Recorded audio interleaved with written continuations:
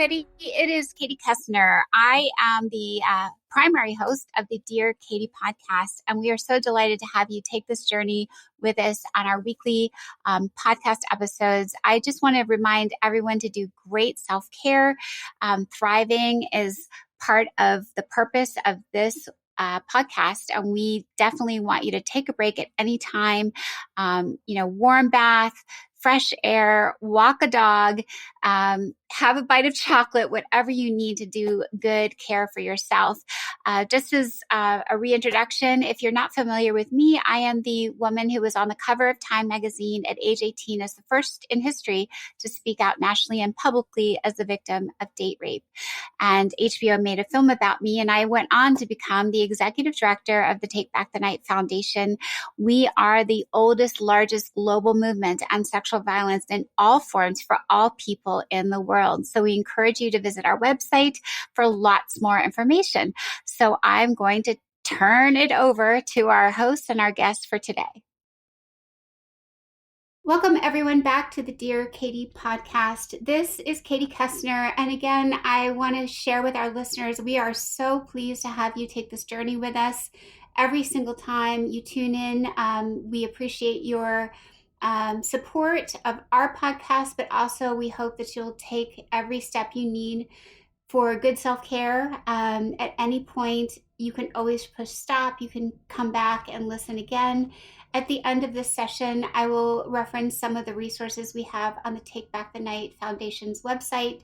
But we are so pleased today to have with us all the way from Finland, Eva Biaudet. And Eva, we always start with just a little bit of a background and introduction in your own words about how you grew up, where you went to school, what you studied, and how you achieved the position where you are right now. So we'd love to hear from you.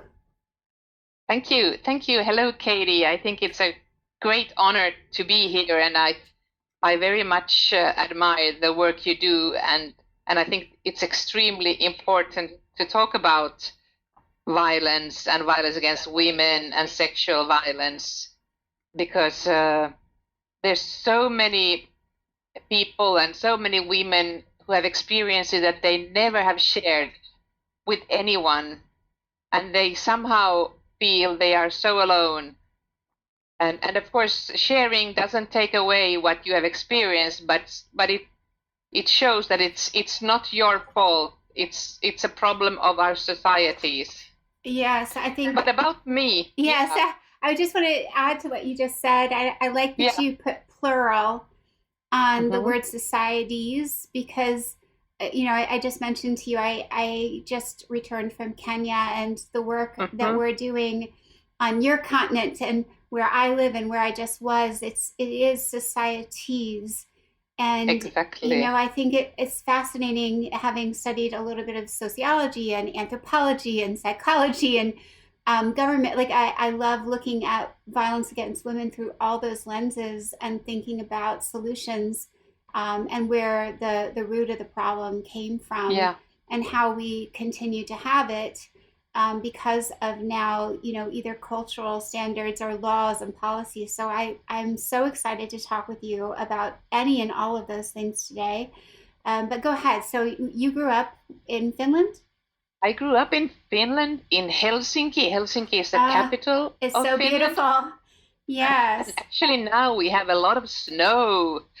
Very early for Helsinki, but it's really probably going to be a very white Christmas. And that's a nice thing. I have lived here all my life except for 3 years when I lived in Vienna with my 4 children, working for the OSCE. It's an organization of cooperation and security for the countries of the Northern Hemisphere. Oh, wow. And there I actually really digged deep into the violence issues, because I worked against human trafficking with 57 countries.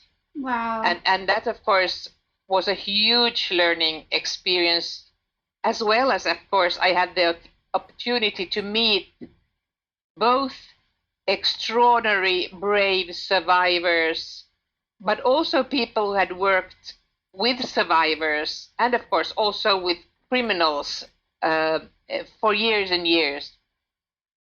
And, of course, one of the biggest learning to me was that the violence against women, the sexual harassment, the exploitation, trafficking, it looks very similar in all countries, actually. And that's very odd. Can you explain what the similarities are that you found? Well, the similarities are that it's that actually that women often are in a vulnerable situation for different reasons, and when women or minorities, for instance, gender minorities, or even sexual minorities, are in a vulnerable situation, as in a situation of migration, or a young girl having run away from home, not really having strong sort of networks, protective networks around you, you are easily exploited because you need help and you need to try to trust others and somehow depend on others. And there are always people who take advantage of this, and of course it's a big business in the end. So there are people even who do it very sort of systematically and sort of in a planned way. It's a criminal, it's an organized crime in that sense. I want to talk about two things you just said, Eva. The sentiment you just expressed about the vulnerability of girls having either run away, when I was working with several of the groups in Nairobi in Kenya, and Misumu, it was the case that I heard two different types of stories. One were girls who at age 8, 9, 10 were either their parents had died and they were just searching for food and housing and shelter. They had no idea, but some man would offer food and then sexually assault the girl. Yeah. So some had their first child at 10, another one, she shortly got pregnant with twins when she was 11. So she had 3 kids by the time she's 12. And then the other version of, it wasn't trafficking. Well, I'll say yes, trafficking. It was teen moms who had gotten pregnant at maybe age 13, and now they're just teenagers themselves, and they wanted something more for their daughter, and to send her to school, they couldn't afford the boda riders, the motorcycle fee, but they would let the men who were driving the girls to school have their pay and sexual favor. So I don't know if those are consistent stories that you heard, when you were in Vienna, but to me that wasn't the organized type of no. But it was still happening. So I'm thinking there's lots of narratives that need to be addressed. And I don't know, it gets overwhelming. How it is. How I would say, the mother of 4, I do remember when I have 2 daughters and 2 sons, and when they were younger in particular, I really was scared because I realized that any child can be in a situation where somebody really exploits their sort of their childly way of sort of somehow relying on adults. And that's of course terrible, because we don't want to teach children that they shouldn't rely on adults. And I think in difficult situations, when you are like in distress, like for the children like that you talked about, it is of course also an impossibility to require that they need help from adults, and they need to take risks to find a way of survival.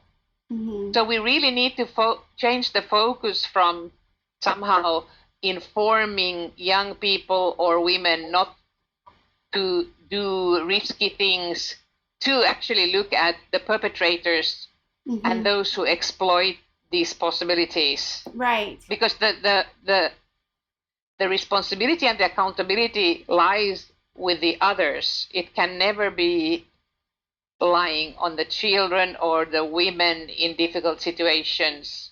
Right. And then I think this is something that we still don't really realize enough, because a lot of the work actually is about training young girls not to take risks or not somehow try to avoid these kind of situations. But of course, if you are in real distress like this, it is impossible. I mean, you are very vulnerable.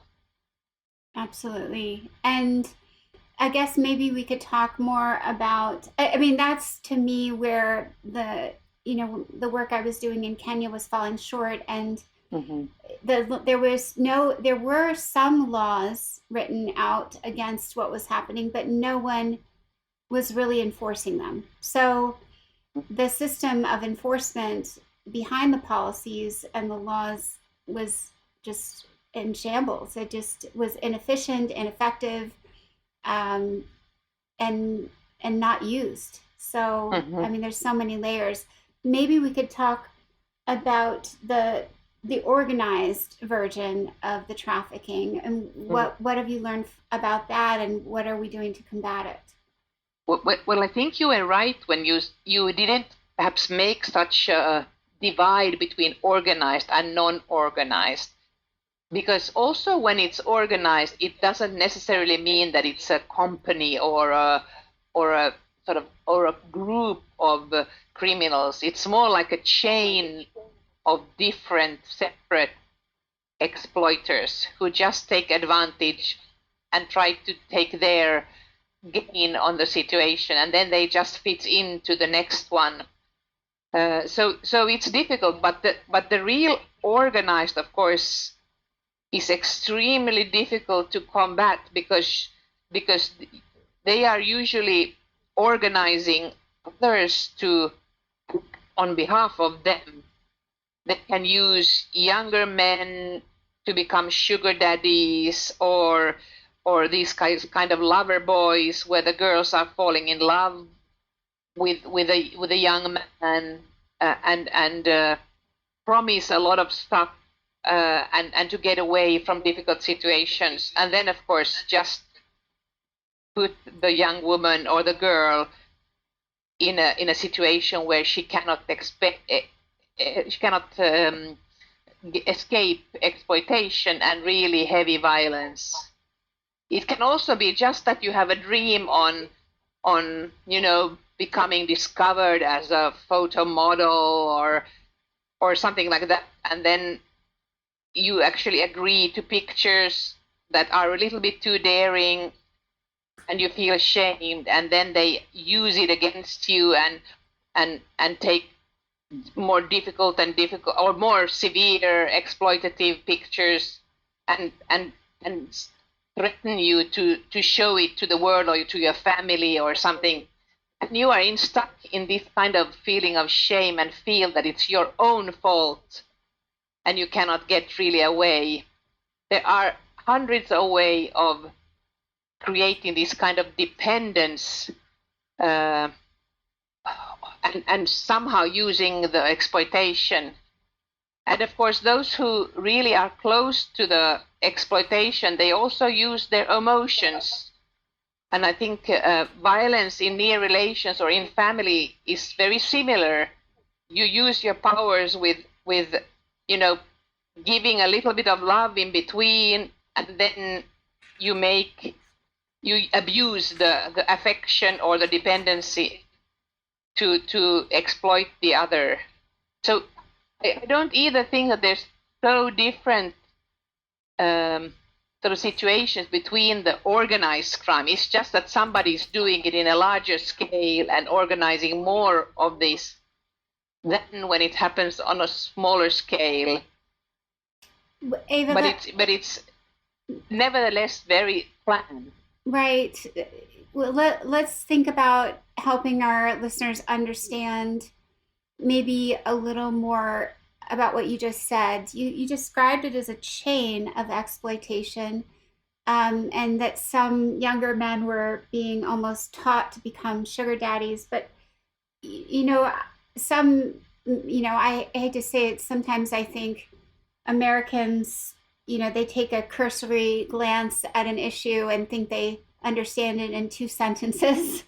Mhm. Not to be mean to my fellow Americans, but I think everything's worth more than two sentences in life. Yeah, And and then it seeps in quickly to stereotypes. And I think yeah, an American stereotype is that there's these, as you said, it's not really corporations, but I almost think there's this vision of this kind of management of the pimp, like the pimp over the hmm, prostitutes. And except yeah, in trafficking, the pimp represents a business that's getting probably a male owned business that's getting lots of money from wealthy men all over the world to have yeah, access to these young girls and boys, as sexual favors, and they pay almost like an entertainment fee.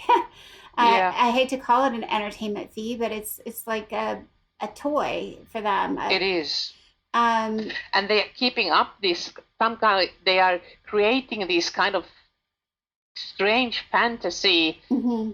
as if it would be about romantic situations, or as if the women or the girls would actually enjoy it, uh, and and uh, and it's a very strange thing, because of course I do believe that today all men and all, for instance, sex buyers actually know that there is such a lot of severe exploitation and people in dear situation that don't really have choices, the free choices to get by or get rid of this situation. And of course, always when it's a young person, a minor, it is about violence.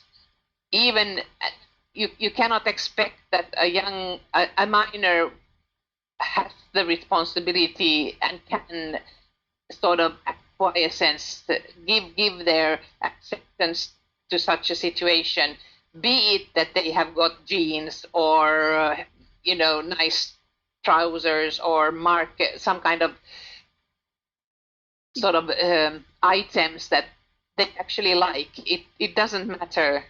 Do you think, I mean, my mind goes to almost an extreme version of some powerful, wealthy man, maybe even in the US or in any country, almost treating these young girls from different countries as, the flavor of the month and exotic tries of cultures and girls, almost like they, want to try, one from every country of the world. I mean, that Yeah. seems extreme, but I can almost imagine someone who's addicted to that kind of control and manipulation and gratification. Have you ever encountered any stories like that? I think there's all kinds, and I think these men, usually men who are perpetrators or sex buyers, they usually tell themselves a lot of strange stories, and you can even hear stories when young children are abused that they actually explain that they are really helping because the children don't have food enough or something like that. And this is, of course, is a big lie, and they do it. I think they do know, because we have research also showing that even if they would know about the abuse and exploitation, they would have gone further with their acts and with their sexual act or exploitation. I think it's really also a lot about racism, Mm.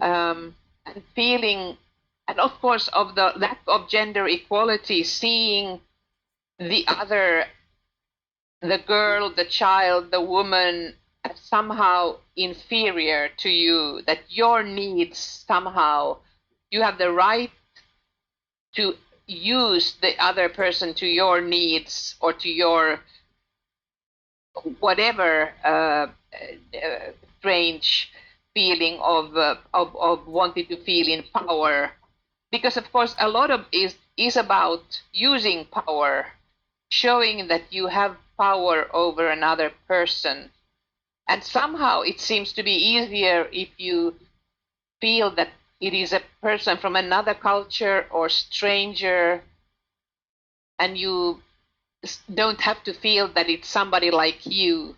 Yeah, the detachment maybe helps to justify. Yeah, because I think that if you would ask the same people, because they are also fathers, they are also somebody's sons or brothers, and if you would ask them if they could think doing this to, or somebody else doing this to their loved ones, they would say absolutely no, and they find a explanation of some kind why it's not as bad when it's about the other people that they are actually exploiting.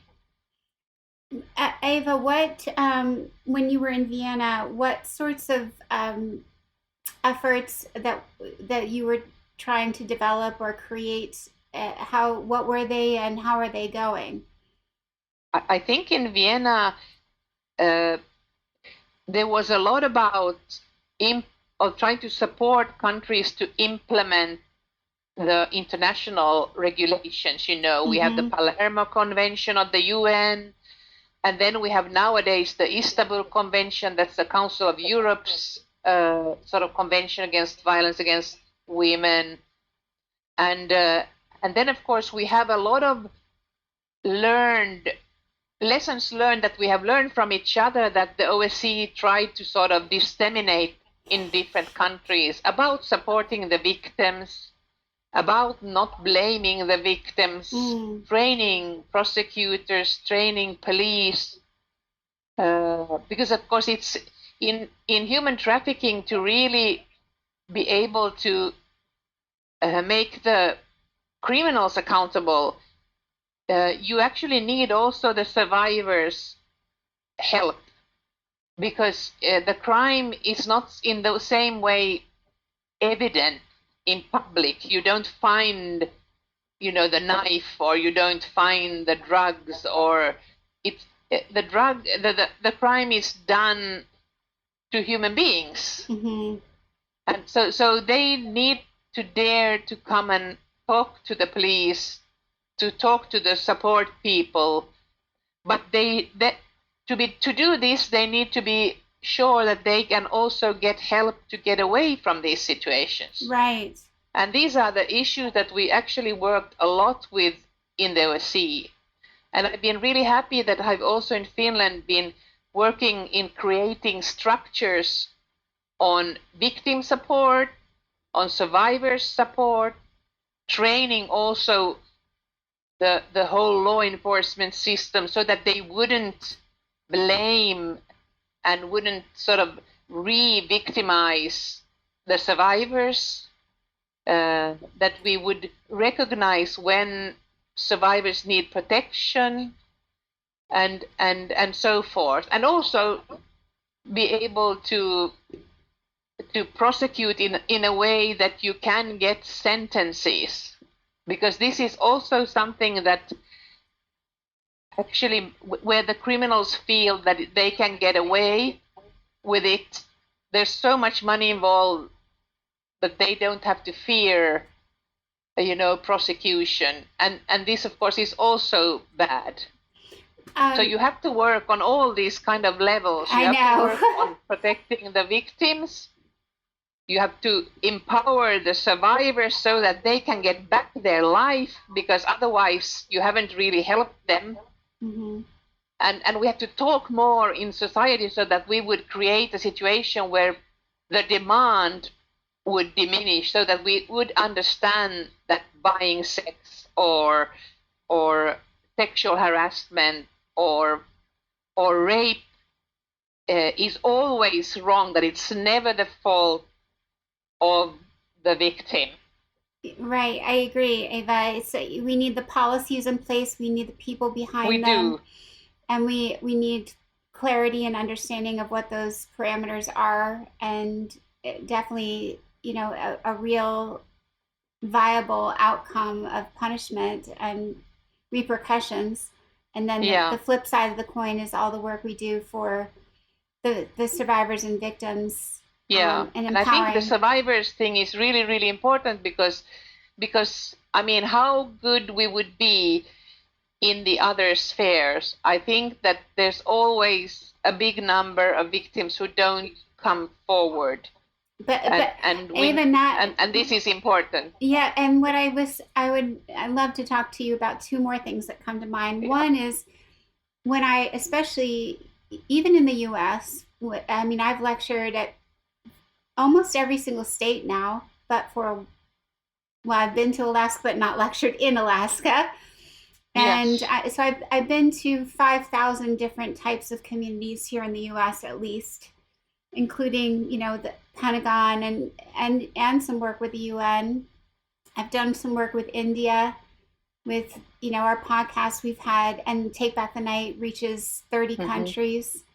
And then my recent 2 weeks in Kenya. And one thing that still befuddles me, especially in a country like the US, and I'd like to hear what you think in Finland, is there's still some young people who don't think that non-consensual sexual activity is rape or sexual violence. Like they're not clear on what, when touching in a sexual way is wrong, or they're so young when it starts happening that they don't know any better. So one of the things I've been trying to do here is get parents, especially conservative ones, are reluctant to talk about sex education and boundaries. And since I've been at this 32 years of my life, since I was 18, 33 years now, it was the case that health education didn't really barely cover anything around this topic when I was in high school. Now, more high schools in the US will talk about it. But what I just started doing over the last, I would say 5 to 8 years, because I too have twin boys who are now 16, I wanted them to have some understanding of boundaries and consent. So I've been trying to scoot the age at which we first talk about, respect for a human and their personal space and their physical being to a much younger age. And that's just starting to happen in some communities here, Eva, in the US. What is the education like in Finland around this issue?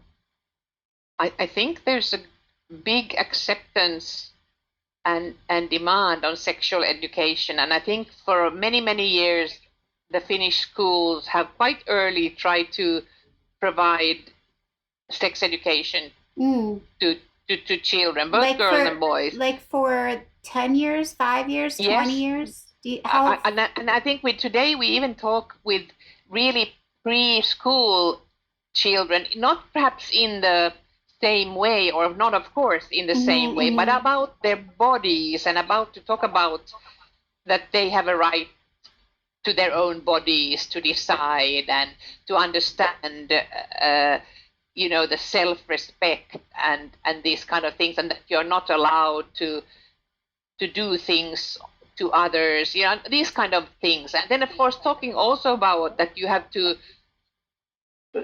the right to feel good about yourself and your body, and all of these can be sort of age appropriately learned. And I think we have a strong input here. That's wonderful. But nevertheless, I think we do have a problem with the stereotypical role models on sex still.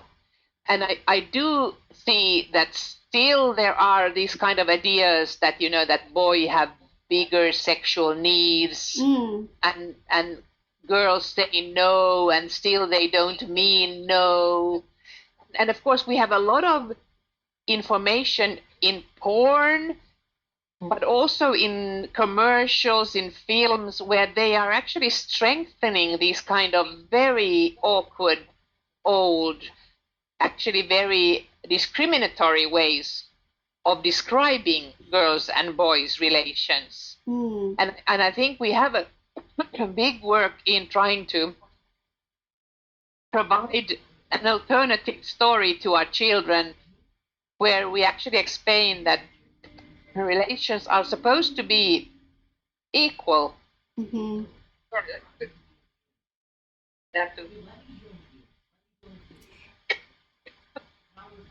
Sorry, I got this.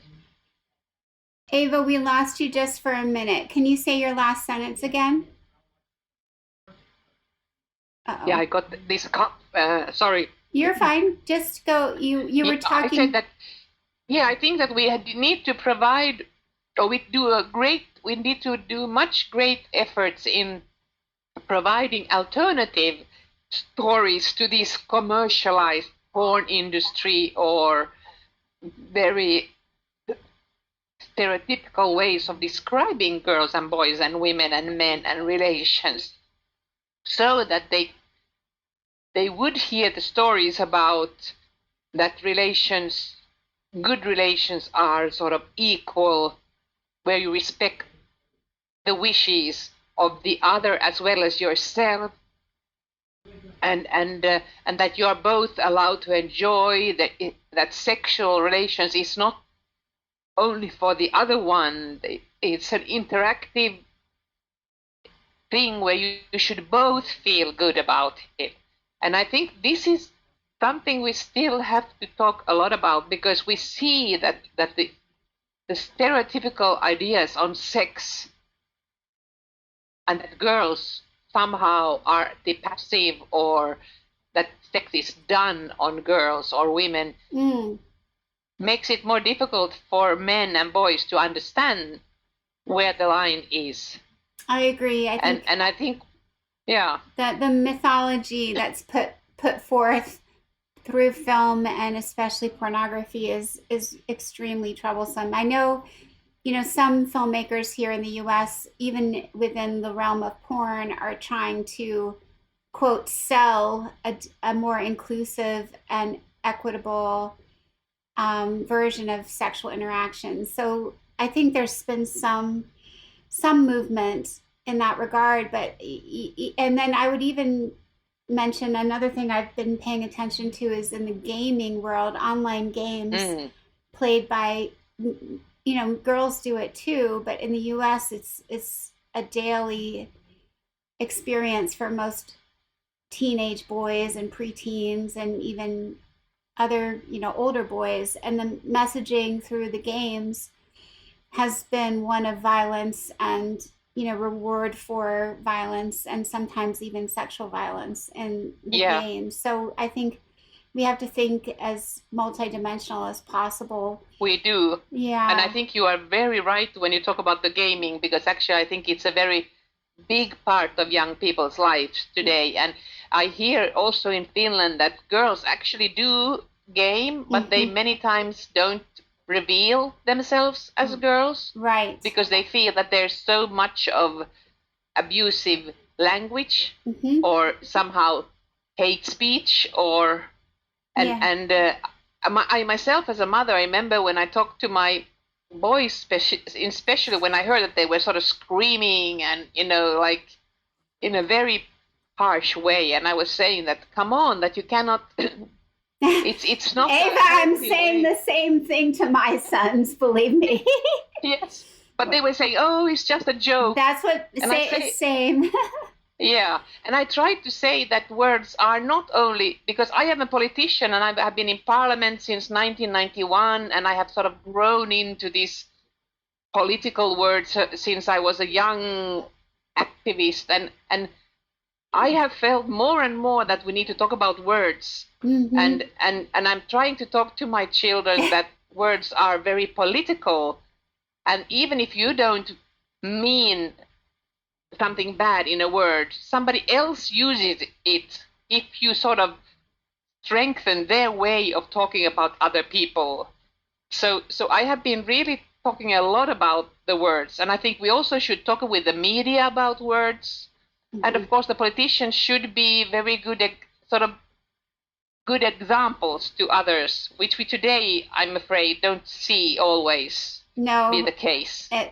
Is that true in Finland? It's certainly true in the US. We have a lot of very bad examples in our politicians. And how they treat each other. It's just despicable. I think it is. It's without any sort of standard of dignity and respect. Even if you have a different opinion, it's treated as it's my way or the highway, and I'll put you. And you can actually use for your own purposes. You can sort of use discriminatory language against other groups, and women, misogynist language to entertain and to try to, to somehow get the feeling that you are on top, and it's actually disgusting. Well, and we have been really strong here in Finland to talk about this between women from all parties and all the women's organization. We are doing a lot of work ahead of all the elections so that we would make this more an issue on the political agenda. That's fantastic, Eva, and I'm glad that the women are doing that.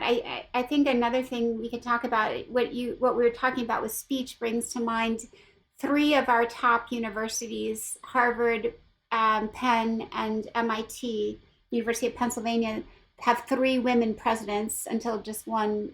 They were brought to task about the very issue of speech and the use of words, and they were very careful, and it was 3 women. So it shocked me because we have this concept of free speech, and they were loathsome until, it's a tightrope to walk.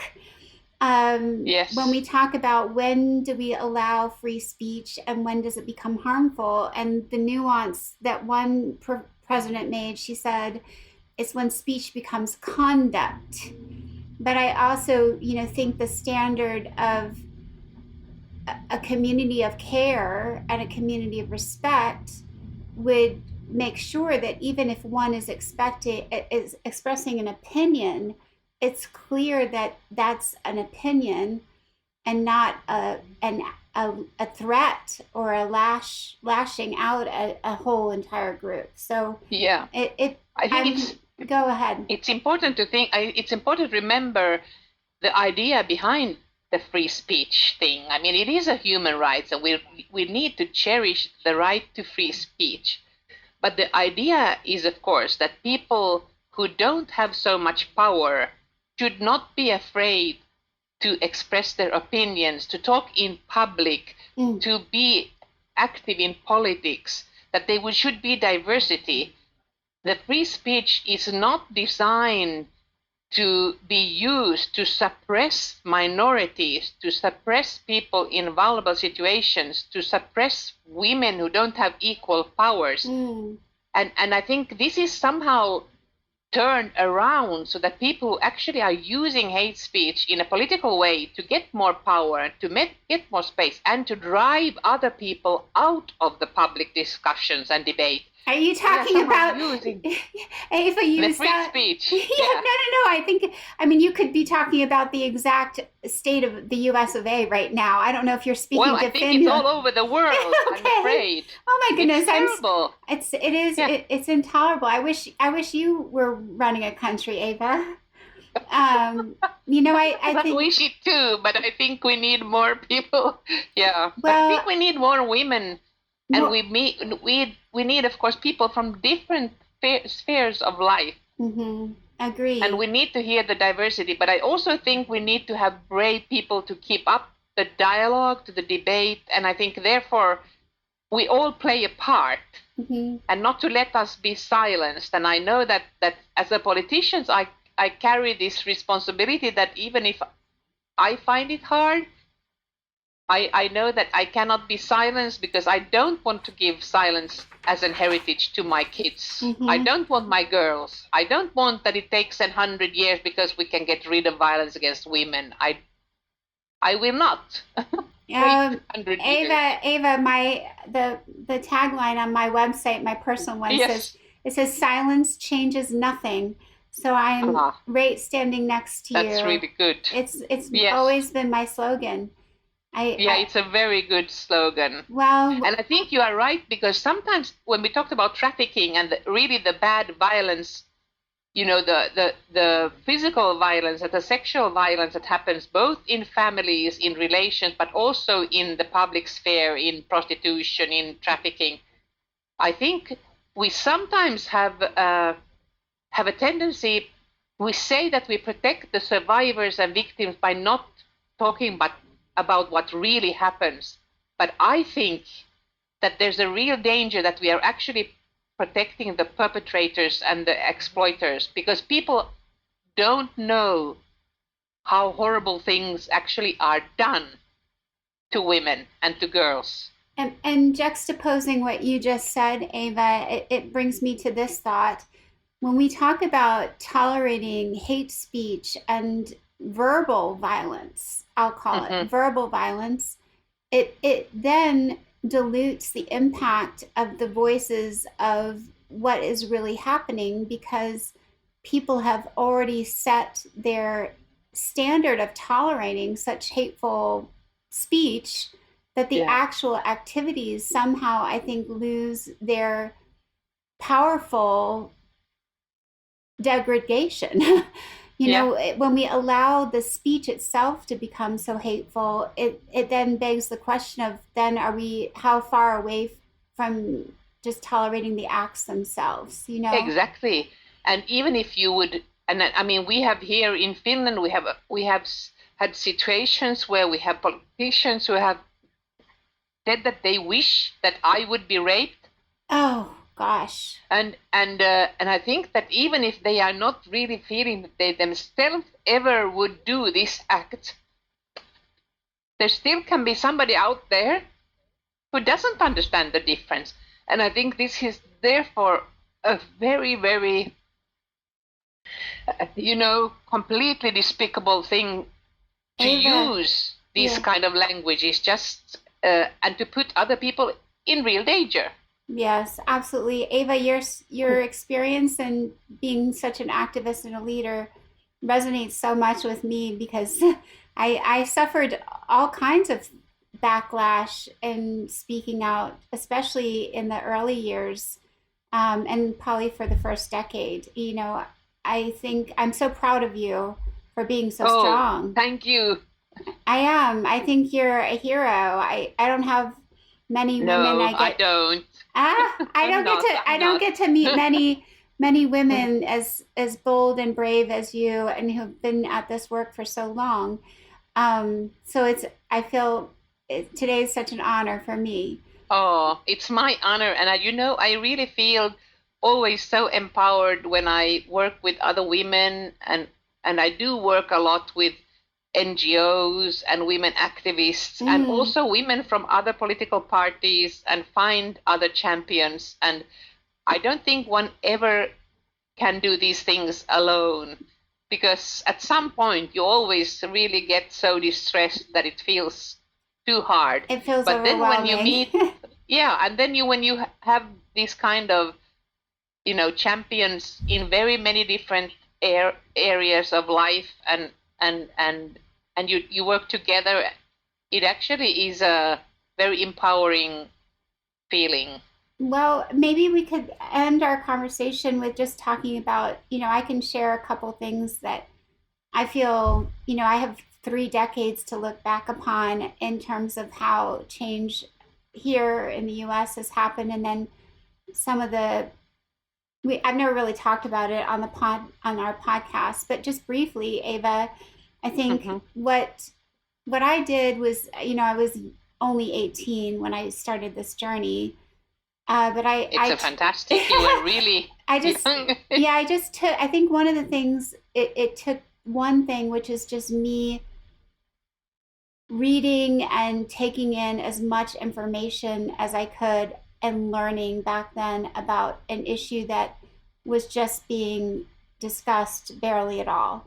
So once I felt empowered with the understanding of the issue, I think one thing that, again, I look back and I'm proud of is I did it. I didn't just think about it, I didn't just write about it. I traversed and spoke and talked to and rewrote handbooks and, you know, fomented change through peer education programs and tested, like, very important. So all the things we've been talking about, you know, if I took it, every day is a hard day, but every day there's something good. And so I think that's how I've been an activist, is you just can't let one bad day be the end, and you can't also sink in the murk of how are we ever going to fix such insurmountable problems. Yeah, that's true. That's so true. And I think the one thing that I learned during my many years in politics is that even if you sometimes lose a battle, I mean, a political battle or discussion, sometimes it can nevertheless take you further. You know, that the next time you do, the next round will be easier. And you have actually changed people's minds, even if you didn't get all the way. I love it. And I think it's a lot about also planting seeds and thoughts in people's minds and getting them to think about these issues and perhaps talk about them and then just continue to be, you know, in that sense, you should be stubborn. And I think that I'm really, really proud that after many years, we have actually in Finland, we have changed the penal code today. So rape is actually defined in a, you know, absence of consent way, instead of, you know, the not having said no, the need of having said no way. And it took a lot of work, because also lawyers felt that it was a strange way to explain rape, because they somehow were so deep in the way how we have explained it for so many years. Right. And I think you need to start understanding the whole complexity of the power game to also to get the systems to start protecting women against violence in a better way. Eva, just to clarify, the consent-based is what we have only at our university level.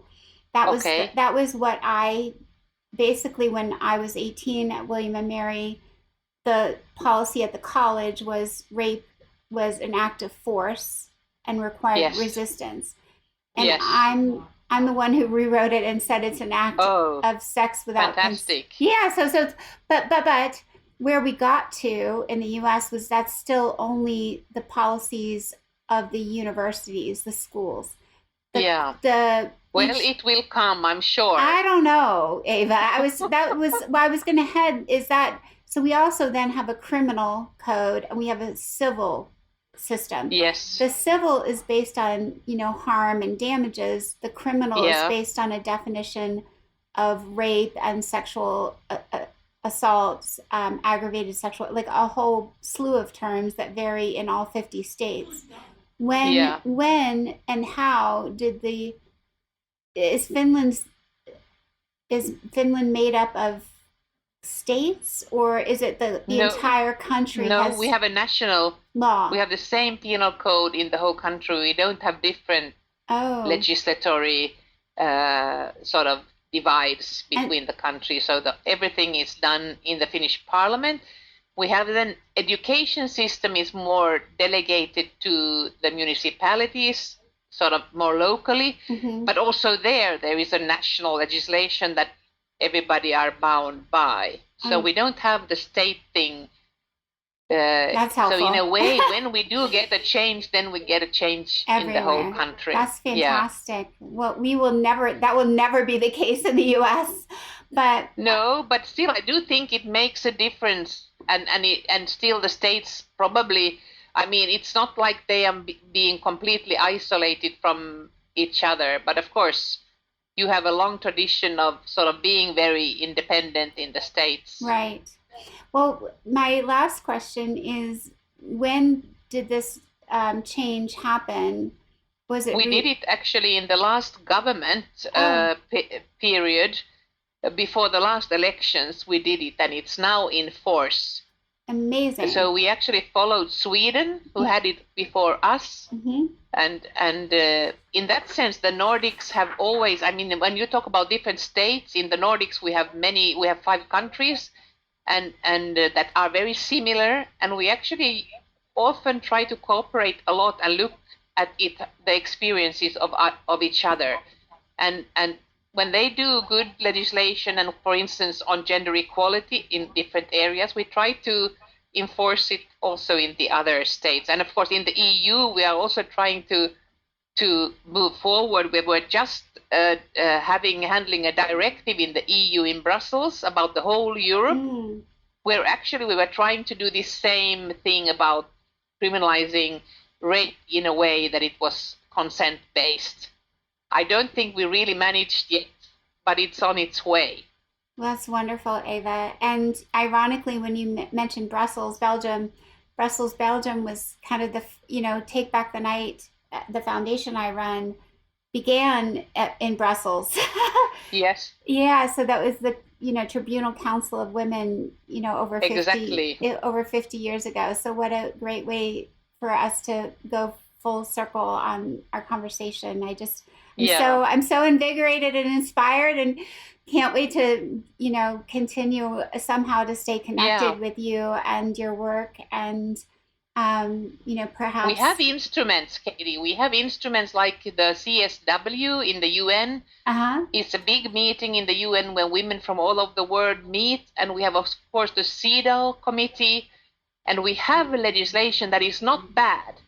And we should work more together, because I see when I meet, as you said, when you went to Kenya, we see the similarities. Of course, they can be more distressful and there can be worse conditions in different countries, but still the whole sort of, the whole how it works, the abuse, the sexual violence, exploitation, it's the same. It is. It's just slight variations, but the roots are always the roots are the same. They are. Yeah. They're the same around, as you said, in all the societies.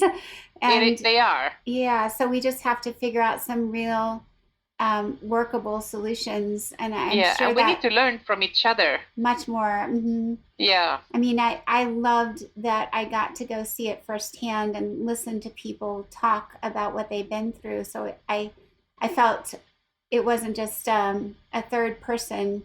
It just helps me to talk, even talking to you. I just think talking is so important, and speaking to other people about issues is so critical. And the podcast for all of our listeners today, I know you're just listening to us, but I hope by hearing myself and Eva talk about this, you feel included and valuable in this conversation we're having, because every single one of us can work to come together, to talk more, to reach out. I mean, one wonderful thing is we do have this worldwide web of connection. True. And so no one is more than a few time zones away, and we can continue to think together and support each other through, events like this. So Eva, my goodness, I'm so delighted.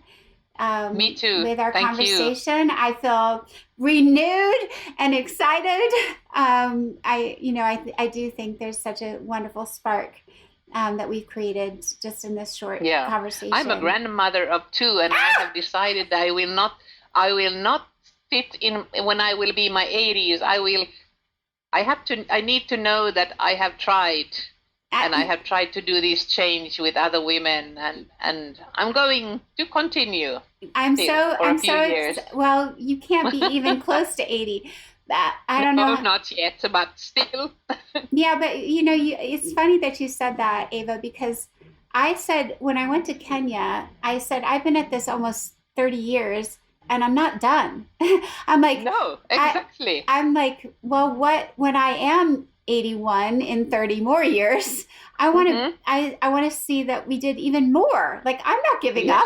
Yes. No, we can't. Yeah, we can't, especially those of us who have been at this work for so many decades.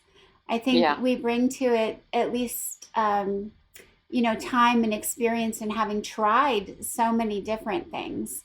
And it doesn't mean that one thing that, we might have tried something 20 years ago and it didn't work, but maybe now it will. It's kind of like what you said, when you lose one battle, you just try again next time with more information.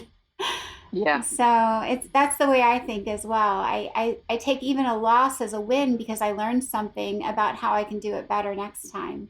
That's how it is. Yeah. It's not always easy to get it right away, but still, when you think about it and you look behind, this is how it has happened. Yeah, I only fall short sometimes, Ava, when I get a little bit too feisty. Yeah. Sometimes I push people a little too hard, and I know Yeah. I did a little bit too much pushing. But But you are there with all your heart. It's yeah, difficult always not to. Sometimes I feel that there was a time when I really was working very much on trafficking and on supporting victims and survivors. I felt that I was really bad company in all the dinners because oh, I always talked about these terrible things. that's okay. We'll have our own dinner party, Ava. I'm the same. I'm the same way. Uh, my partner, he says, "Do you have to be Debbie Downer and just can you talk about anything else?" Yeah, but Yeah, it's hard it, because you feel that it's it important. yeah, paramount importance and like everything Yeah, else. I mean, there's many. I always say in my speeches, there's many good causes. Just pick one. yeah, true. Just And pick I one. think when you talk about exploitation and sexual violence, there are actually, you don't have to always address all the issues at once. There's enough to do so that you can get it from the perspective you think is closest to you, and still it makes a great difference. Absolutely. Well, Ava, you gave all of us more encouragement, and I know I'm inspired, and I know our listeners will love every moment of our discussion. So I just want to personally thank you for your time and all that you've done for so many years, and that you're not giving up, and that we have many miles to go, and many countries and communities to help. So thank you Thank with you, Katie. everything. Thank Um, you. yeah, and for our listeners, we always put links to read more about each of our interviewees and their work. So please, feel free to look in the notes and learn more about the work being done. As Ava said, not just in Finland, but in all the 5 Nordic countries, and then perhaps to some of the work being done in Brussels. There's no time in life when it's too late to get more involved. And it might just spark another part of your healing journey to feel like you have taken something very hard to get through and turned it into a way to help so many more. So, for our listeners, this has been another episode of the Dear Katie podcast. Please continue to listen with us. Take good care of yourself. You can read on the Take Back the Night resource page all about more ways to read books, find support groups, hotlines, and our legal support hotline. If you are also today inspired by the idea of seeking justice and starting to bring visible change through the court system, we have our 1567 Shatter hotline. So please do reach out. The attorneys supporting that are very committed to your well being and to justice for survivors. So thank you again. Ava, enjoy the rest of your day. And Thank you. yes, so everyone, You too. yep, please tune in again. Together we will heal, we will thrive, and we will not be silenced. Thank you again, everybody, for joining another episode of the Dear Katie podcast. I hope very much you found today's episode helpful, empowering, and a way to take another step in that long journey toward healing and supporting those we care about, learning about sexual violence prevention, and also survivor support. For those of you who don't know, again, the Take Back the Night website has tons of great resources, books, self-care options, cool merch. If you're feeling like you need a wearable, we have great t-shirts. Of course, we would love it if you follow along on our free newsletter with news and events going on around the country and even around the globe. And finally, don't forget to like us and follow us on Facebook and Instagram. You'll find our entire community popping up here and there, and recaps of our podcast episodes as well. So together we shatter the silence, and together we end the violence. Take care.